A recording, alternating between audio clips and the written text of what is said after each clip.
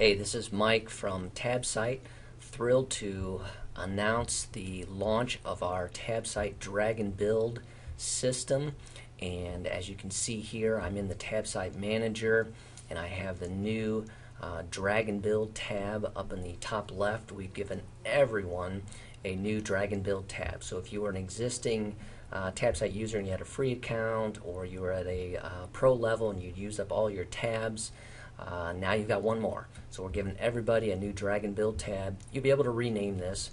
So I want to run you through some of the details here quickly of an overview of the DragNBuild system. So first off, we want to add the tab to our fan page. So if you click on the DragNBuild tab,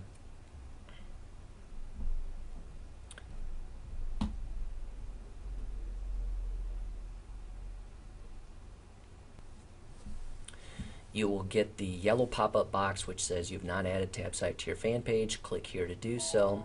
So we're going to proceed forward with adding the tab to our fan page.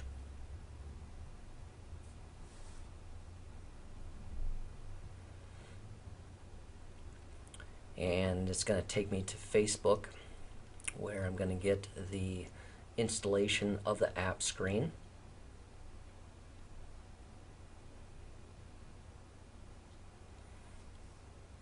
While it's loading here, just a couple quick notes that we're real excited about this launch. We just feel like it gives everybody a lot more flexibility and a lot more power. So no longer are you limited to just the content editor and adding things within that, but now you can just add widgets in many different ways, shapes, and forms. And one of the key features is the ability to layer them so that you can add elements, and as you add a new widget, that comes up on top, and then you can move that to the background. So you can add a background image, add a video on top of that, add a image over that, all kinds of things. So here we are now.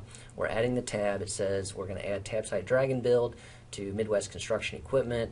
I just always want to make sure that that's the exact fan page that I have here in the drop down. If not, I want to select the fan page that it's supposed to be on, because these won't work if they're not in the right spot. So I need to make sure they are set up correctly, and then I'm going to add it.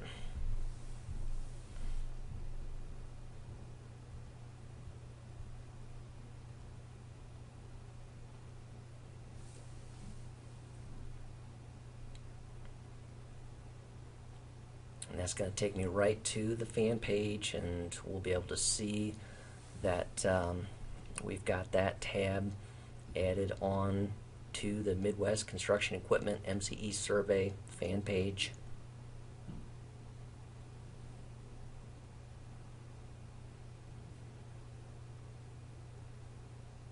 Anytime I run my video recording software, my machine slows down a little bit, so I'll try to keep it moving here and run through things promptly. Okay, here comes the fan page. Alright, here's the fan page, and you can see right there the bottom of my left tab's DragNBuild is now there on the tab. And if I load that tab, it's going to be blank because I haven't added any content yet, but it's on my page. So we're halfway there, and we just need to keep proceeding forward.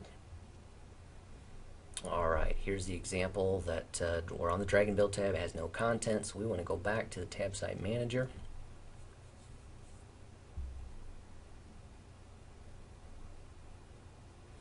And there's the yellow box, but we've added our tab, so we're going to click the X to get rid of that, and now we're ready to go.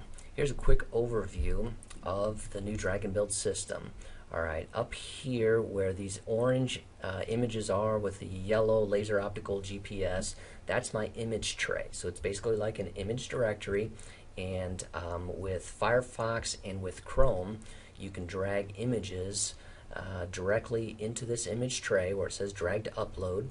If you're using Internet Explorer, that's a upload button there, which loads a directory where you load images. But basically you have all your images right in front of you, and you'll be able to click through them. And as I did there before, if I hover over it, then I can get a pop-up which has some information. This is a header image, it's how big it is, that type of thing. So that's where you're going to load your images to. Down below this, of course, on the left above the page, you see a preview page. We have save, and there's a number of options within save. Save and save as, save and publish, save and post.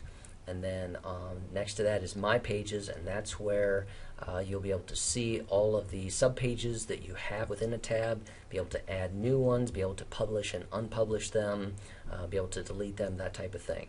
On the right is all the widgets, and just next to the widget there you see that question mark. So anytime we have a question mark, we're giving you details of what is behind that, so you can click on those question marks and they'll open up. And here it says about adding widgets. To add a widget, you simply drag it on there. So I'm going to grab that ABC one, which is our content widget. Again, just hover over any widget, and it will tell you what it is and what you can do with it. So I'm going to drag the ABC widget onto my page. Here it comes, and there it is. It's going to tell me that's my initial position. And then it's going to load the content editor so I can add text to my page. So in this case, I'm simply going to quickly add some text. After I've added my text, I'm going to click Accept. And I can come back to this at any point in time, so there's no problems there.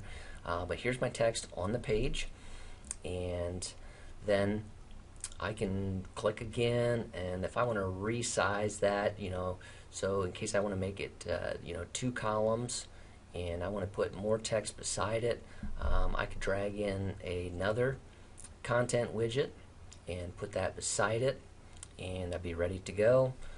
And this is what I'm going to do right now. There's my second widget, second column, accept. You see the full WYSIWYG editor there. So now you see I'm overlapping a little bit. So this is the way that the layering system works. I could actually overlap that text just to give you an example of the way that works, so that this text would be right on top of the other one. If I want to do something like that, you see that, that's not clear. So I'm going to move it. I'm just holding my mouse, my left button on my mouse, and I'm dragging it, and it's telling me by the positions in that blue box of where I'm at on my grid of my 520 wide fan page. So I'm just going to leave that there for now. And I want to either load images or I can grab images. I've already got images pre-populated here.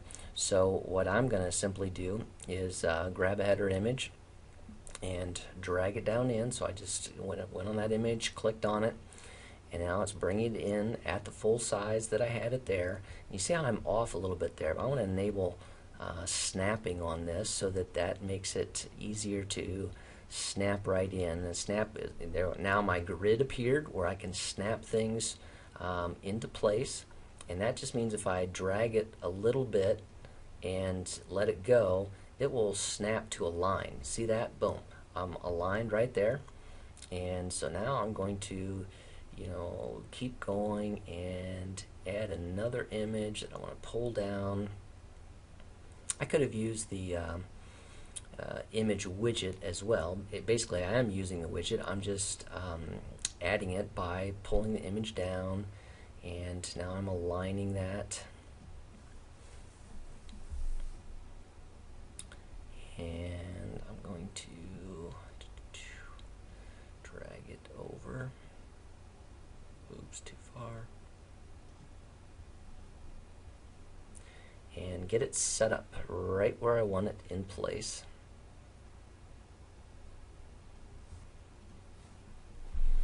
So this is how it works with the widgets. So I can add an image widget here. Let's say I want to add another one. I just drag it over. That image comes in, and I also want to note that if I drag it from the right widget area, then I'm going to get this box which says, do I want to add it? And I can just drag one from my image tray, and you see it loaded there. I can make that image a link outside, so if I wanted to take them to my website, I could simply put in the URL right here.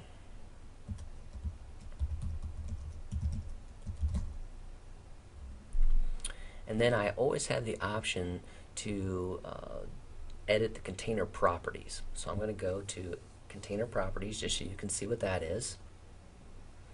And here I can change the font color. All I have to do is click in the box, and that's going to bring up a color wheel, and I can change my font color to another color that I want. Let's go with the blue. I just simply click off of the area, and that box goes away. I can make my links. If I create a hyperlink, that would be a different color. I can do heading text. I can add background. Right now my background is set to transparent by default, so that if I had a background image, that would show through, and I'll show you how to do that in a later video. But I can have a lot of power in what I want to do, and then I simply hit accept. And what I've added, now I've added an image. I don't have any text on it, so it's not going to show it, but it is showing me that this image has a URL associated with it that you see in the top left that says http www.mcesurvey.com. That's where people would go if they clicked on that. So that's basically how you do it. You can drag in widgets, add them to it. You can right click within any widget, and that will always give you the ability to go to the container options, the properties, and customization tools for that widget. And if you right click, it also gives you the ability to remove an element.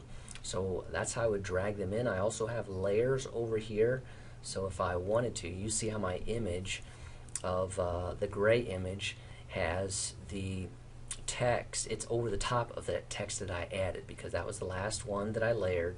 So if I want to move that one so it's behind, I can move that one down in my area beneath the content one, and then it will change in position so that they would be aligned differently, so that my content would be above that. And I need to go down one more layer, and I can also click on this area and drag my layer system down. So you see I was missing that one before. Okay, so now I'm going to put my image all the way down below, and it's going to change that direction there, and then we're ready to go. So this is a way that we can layer our items and do a lot of work with very little effort. I realized that you couldn't see that my text was actually moving forward, my image was moving back, so I just quickly edited the properties by doing this. So I went to my content widget and I right clicked, and that gave me the ability to edit element, and I could bring forward, move back, or remove element. Okay, so I brought it forward, but I also wanted to edit it so that you could see it. So I filled in my content widget with a color. So I went to container properties. There was my text on the widget properties tab. Now I'm going to container properties, and within that now you see my background color that I had set to that orange. So just so you can see, I can change it quickly. I'm going to go to a blue. I change that. I move off and click, and then I accept that, and it will load, and there it is with blue. Now that's not very pretty, but it gets the point across that I just layered my widgets very simply, and you can see now that my blue content is behind my laser image, and if you look over on the right, the ones that are higher are on the forward, and that's how you do it. So with that, I'm going to end this tutorial, and we'll add more for specific widgets, but I want you to go ahead and play around, click on any of those question marks in the system, and they'll give you tutorials. They'll open up with information on what each thing does. Now on the bottom right you see the DragNBuild logo, and right above that it says the widget details. That also goes to a page on our TabSite.com where you'll get more information on what each widget does. And note again that statement there, right click on any widget you're working with in the content area or the canvas area of your page, and with that you can edit the element properties or remove the widget. So look for more information coming from us, but here that was just a quick guide starter for you.